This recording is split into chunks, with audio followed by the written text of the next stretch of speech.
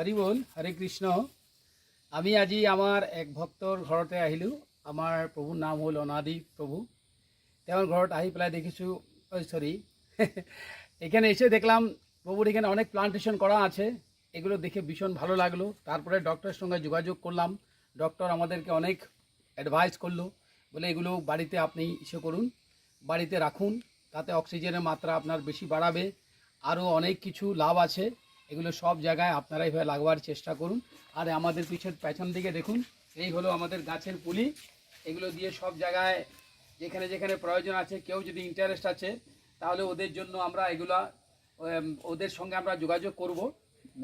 হ্যাঁ, তো আমাদের ডাক্তারবাবু আছেন এখানে, তো উনি আমাদের সঙ্গে ওনার সঙ্গে যোগাযোগ করলেই উনি সব সাজেশন দেবে আমাদেরকে।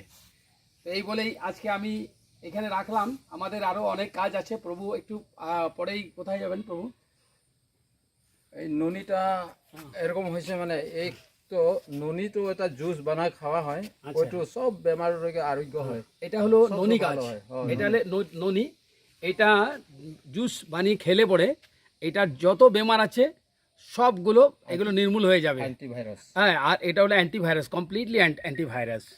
ঠিক আছে, তো আপনারা ইন্টারেস্ট নিন, আপনারা সবাই আসুন, আমাদের প্রভুর সঙ্গে যোগাযোগ করুন, আমাদের ডক্টরবাবুর সঙ্গে যোগাযোগ করুন।